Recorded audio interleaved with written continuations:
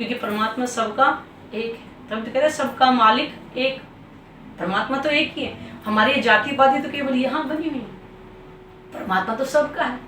हिंदू मुस्लिम सिख ईसाई का, दुष्टों का भी वही है, संतों का भी वही, अमीर का भी वही, गरीब का भी वही।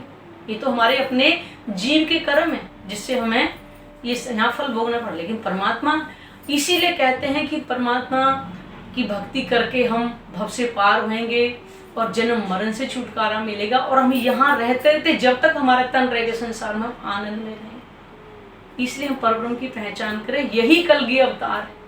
आज वो शक्ति वहां विराजमान है जिसको कलगी अवतार कलगी अवतार कह रहे हैं। आज समझ ही नहीं पा रहे कि कलगी अवतार वास्तव में है क्या।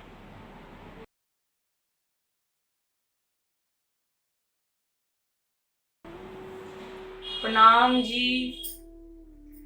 आप उस दिन पूछ रहे थे कि कलगी अवतार क्या है। निष्कलंक बुद्ध कलगी अवतार। इसको निष्कलंक क्यों कहा है? निष्कलंक कौन? एक परमात्मा और कोई भी नहीं, जिसके अंदर कोई भी कमी ना हो। और बुद्ध का मतलब है कि जागृत बुद्ध का ज्ञान आएगा इस संसार में, इसलिए इसको निष्कलंक बुद्ध कलगी अवतार बोला गया। एक सफेद घोड़ा जो दिखाते हैं उसका मतलब क्या है? सफेद का मतलब जिसके अंदर कोई दाग ना। ये जो ज्ञान है इसके अंदर किसी भी तरह का कोई संशय नहीं। और जो घोड़े पे जो 18 हाथ की जो तलवार दिखाते हैं उसका बातूनी अर्थ क्या है? इस ब्रह्म ज्ञान के अंदर 18,758 चौपाई, इसलिए वो घोड़े पर तलवार दिखाते हैं कि यानी ये जो ब्रह्म ज्ञान है इसमें किसी तरह का कोई संशय नहीं होगा, और 18,758 चौपाइयां इसमें, जिसको बुद्ध अवतार बोला गया है। इस संसार में जितने भी अवतार हुए, ये जागृत बुद्ध का जो अवतार है ये लास्ट, इसके बाद कोई अवतार इस धरती पर नहीं हो, क्योंकि जागृत कौन? एक परमात्मा, और कोई जागृत नहीं। इसलिए कहा है कि जागृत बुद्ध का ज्ञान आएगा, जिसको बुद्ध अवतार, जिसे हम कुलजुम स्वरूप साहिब बोलते हैं, तारतम ज्ञान भी बोल देते हैं, क्योंकि इसमें परब्रह्म की पूर्ण पहचान आज तक संसार में किसी को पहचान थी ही नहीं कि वो परमात्मा कैसा है और कहाँ रहता है। इसीलिए इस ब्रह्म ज्ञान को ही कलगी अवतार के रूप में दिखाया है, क्योंकि वो नूरी जो तन है वो संसार में आ नहीं सकता। इसीलिए बार बार आपको ये बताया जाए कि ज्ञान में स्वरूप पूर्ण परमात्मा इस संसार में लेकर आएगी, इसलिए इसको कलगी अवतार बोला गया।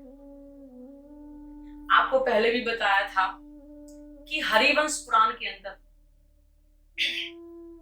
अध्याय 4 में इसके बारे में लिखा है, अभाविनो भविष्यन्ति मुनियो ब्रह्म रूप ने कलयुगे उत्पन्नाय प्रधान पुरुष है आस, कि कलयुग में वो ब्रह्मणि प्रकट हो जो एक प्रधान पुरुष यानी परमात्मा के आश्रय में रहे। क्योंकि आपको ग्रंथों के आधार पर सब बताया जा रहा है, कोई मनगढ़ंत कहानियां नहीं, हर चीज का आपको प्रमाण दिया जाएगा। आपको इससे पहले भी बताया है ना, तो उसमें स्पष्ट लिखा है कि कलयुग में एक अनहोनी घटना घटी। इससे पहले क्यों नहीं? कलयुग के बारे में क्यों?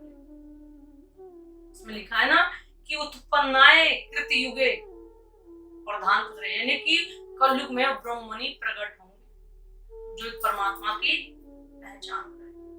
तो ग्रंथों के अंदर सबसे पहले लिखवा दिया था परमात्मा ने आने से पहले, सत्युग त्रेता द्वापर से लिखा जा रहा है।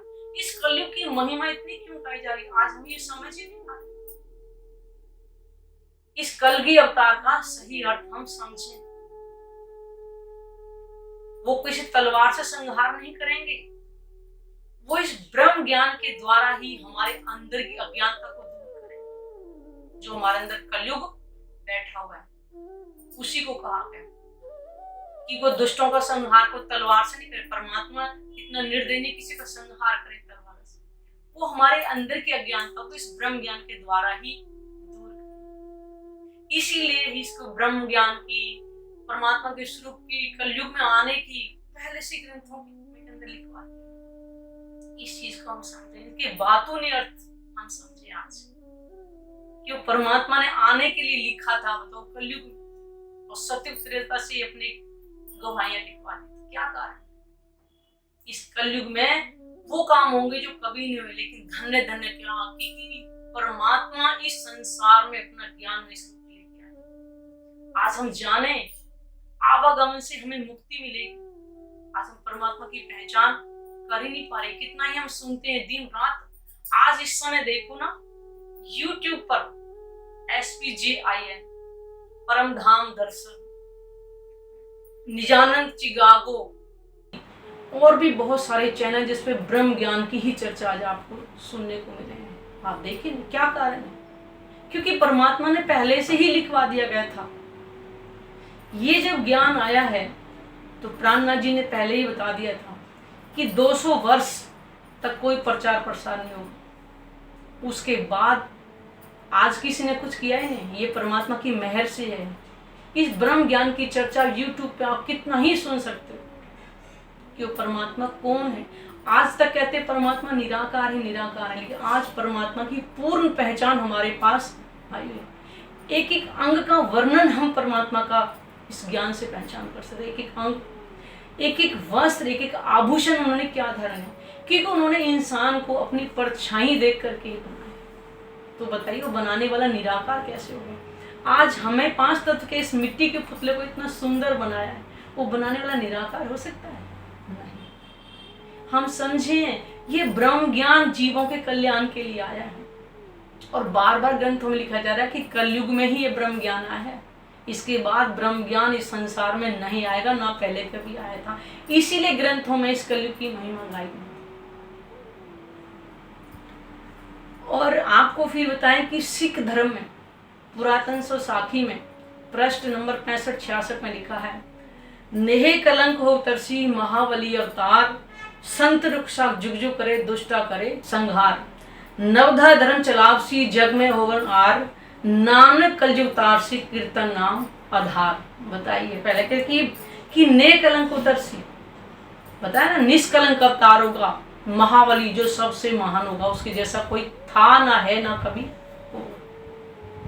अवतार कौन से? ब्रह्म ज्ञान ही आएगा जो परमात्मा की स्वरूप की हमें पहचान।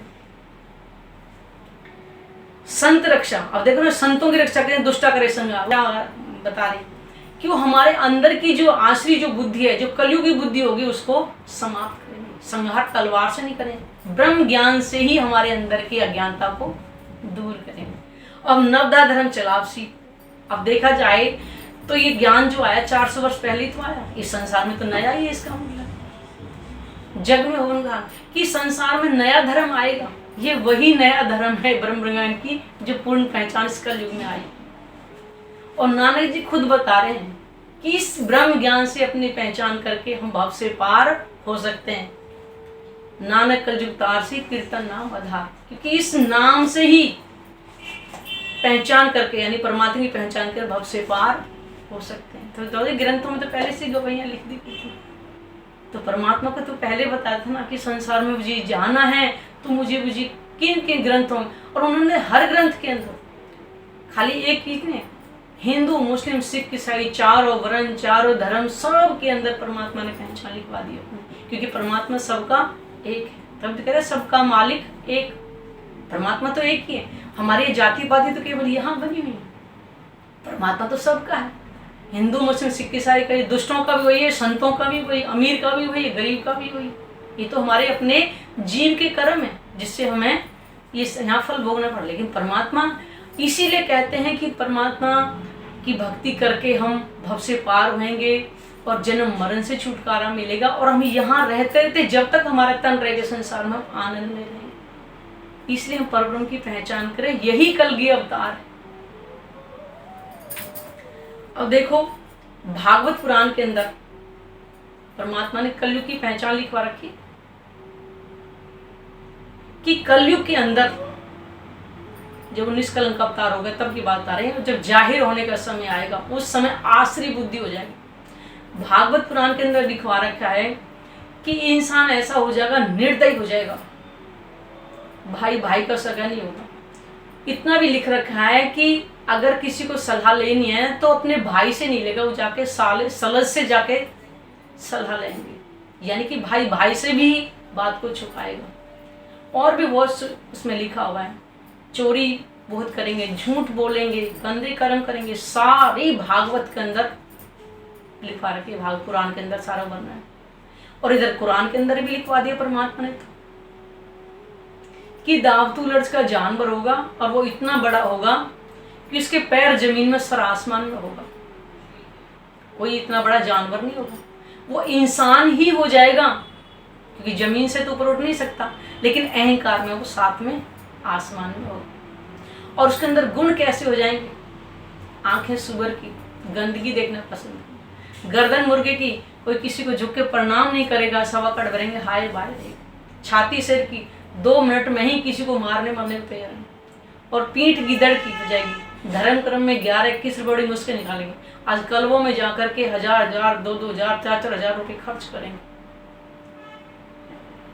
और पहाड़ी बैल के सिर पे सिंह हो जाएंगे, यानी अपने घर की समस्या नहीं सुधरेंगे, इनसे दूसरों घर में जाकर के सलाह देंगे जाकर। इंसान ऐसा हो जाएगा। तो परमात्मा ने तो पहले से लिखवा दिया, यही बोला था कि तब घोर कलयुग हो जाएगा, जब आश्री बुद्धि हो जाएगी इंसान की, तब मैं आऊंगा। तो आए तो 400 वर्ष पहले, लेकिन प्रचार प्रसार यानी कि उनकी पहचान भी हुई थी, कह रहे तब जाहिर होऊंगा। अब ये परमात्मा को पता है कि अब दुनिया कितनी कहती है। मैंने और भी किसी के मुख से भी सुना था कि 1980 के आसपास एक बंदे ने 3-4 बार उनको यानी कि महाप्रलय की वो दे दी थी तिथि कि उसने ब्रह्मांड समाप्त हो जाए। लेकिन ये देख बताइए कि परमात्मा ने क्या इंसान को ये सब बताया है कि मैं कब इसको खत्म करूँगा? नहीं, वो कह रहा है ए दिन किने ना किया मुकर्रर, पाए पहचानो जिन दई खबर। वो कह रहे दिन तो किसी को नहीं पता, हमें ब्रह्मांड से, हमें तो अपने इस तन से लेना है कि हमारा ये तन कब समाप्त हो जाए, और समाप्त होने के बाद में दूसरा जन्म ना मिले। और जन्म हमें तभी नहीं मिले जब हम परमात्मा की पहचान कर लेंगे। जब हमारे अंदर परमात्मा की अलावा और कोई इच्छा नहीं रहेगी तो हमारा दूसरा जन्म नहीं होगा। तो परमात्मा ने तो पहले से ही सब कुछ लिखवा रखा है ग्रंथों के अंदर। और आपको पहले ही बताया था, आप भीष्म पितामह को तो जानते हैं, सारा संसार ही जानता है। उनके भाई थे शांतनु और उनके भाई थे देवापी। इन्होंने क्या किया, भाई मेरे संसार से कुछ लेना देना नहीं है। वो संसार से विरक्त होकर के जाकर के उन्होंने हिमालय पर्वत की गुफाओं में जाकर के साधना की थी। और वहीं पर एक मरु आए थे, वो राजा के पुत्र थे, लेकिन उनकी जो मतलब सुंदर नहीं थे, इस संसार के हिसाब से सुंदर नहीं थे दिखने में। तो वो बड़े भाई थे, लेकिन उनको राजपाट नहीं दिया गया था। तो उन्होंने संसार से विरक्त हो गए। संसार तो 5 तत्व के शरीर को देखता है, चमड़ी को देखता है। तो संसार से विरक्त होकर वो भी जाकर के उन्होंने हिमालय पर्वत की गुफा में साधना की। जब दोनों ही साधना करे थे तो आकाशवाणी हुई थी, ये पहले ही बताया था कि वो कलयुग में निष्कलंक अवतार हो। तब ने घोर तपस्या की, वो पार में आए तो हमारे तनों पर बैठ करके लीला करे। ये 2 तनों से लीला हो चुकी, इस बारे में पहले भी हम आपको बताते। और इस कलयुग में उनका मरु जो थे उनका महराज ठाकुर नाम पड़ा है, और जो देवापी थे उनका देवचंद जिस कलयुग में। इन 2 तनों से लीला हुई है। और साक्षात पार ब्रह्म की जो शक्ति है पन्ना जी में वो विराजमान है। जब प्राणनाथ जी 400 वर्ष पहले, क्योंकि ये प्रकृति का नियम है कि 5 तत्व के शरीर को त्यागना ही पड़ेगा, लेकिन उनका शरीर को ही मरा हुआ नहीं था, सिर्फ अंतर ध्यान हुई थी। वो तन तो नूरी तन कि अगर वो तन सामने होता तो आज संसार वाले लाइन लगा बैठे। 400 वर्ष के महात्मा, उनको पता नहीं वो अक्षरातीत है। वो तो महात्मा ही कहते चलो भाई उनसे मांग लो कुछ जाकर के। मांगते क्या, कोई धन मांगता, कोई गाड़ी मांगता, कोई पोते पोती मांगता, इस संसार की चीज, लेकिन आत्मिक कल्याण के लिए कोई नहीं जाता। क्योंकि परमात्मा की शक्ति है तो उनको तो पता है कि संसार क्या है। तो जब उन्होंने फिर महाराज छत्रसाल बुंदेलखंड के उस समय राजा थे, तो उन्होंने फिर छत्रसाल जी को बोला कि मुझे नीचे जो सिंहासन पे आज भी वो झूले पे विराजमान है। और महाराज छत्रसाल से क्या सुंदर साथ भी 1 साल तक जाकर के प्राणनाथ जी से बातें करते थे, दर्शन भी करते थे। लेकिन उस तन के अंदर भी इंद्रावती की आत्मा थी, तो उसने भी परमात्मा का सुख लेना था ध्यान में बैठ कर। तो एक बूढ़ी माता जी थी, तो उन्होंने कहा कि प्राणनाथ जी मेरी बेटी की शादी के लिए मेरे पास कुछ है नहीं, तो प्राणनाथ जी ने अपने हाथ की जो अंगूठी निकाल के बूढ़ी माता जी को दे दी थी। अब वो माता जी उस अंगूठी को लेकर के पूरे पन्ना जी में घुमाई, बड़े बड़े सेठों के पास में, लेकिन उस अंगूठी की कीमत देने के लिए कोई था ही नहीं किसी को इतना। और ये बात सारे जब पन्ना जी में शोर हो गया तो महाराज छत्रसाल तक भी आई।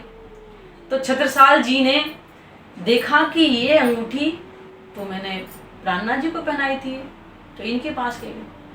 तो छत्रसाल जी ने फिर जाके प्राणनाथ जी पूछा कि हे नाथ, मैंने तो आपको ये दी थी अंगूठी, फिर माता जी के पास चले। उन्होंने कहा कि छत्रसाल जी, अब ये तो दरवाजे जो है बंद कर दो, वरना ये संसार इसी तरह मांगने के लिए आता रहेगा।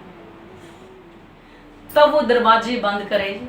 लेकिन 7 साल तक महाराजा छत्रसाल जी खुद प्राणनाथ जी से बातें करके आते थे। आज वो शक्ति वहां विराजमान है जिसको कलगी अवतार कह रहे हैं। आज समझ ही नहीं पा रहे कि कलगी अवतार वास्तव में है क्या। ये ब्रह्म ज्ञान आया हुआ है, यही कलगी अवतार है, इसके बाद कोई अवतार नहीं होगा इस धरती पर। इसलिए हम परमात्मा की पहचान करें, अपने आवागम से मुक्ति पाएं, क्योंकि अगर हमारा मनुष्य तन चला गया तो हमारे पास कुछ नहीं बचेगा। खाली हाथ आए थे और खाली हाथ ही जाएंगे। तो क्यों ना मनुष्य तन पा करके उस परम ब्रह्म की पहचान करके अपने जीवन को अखंड मोक्ष दिलाएं। प्रणाम जी।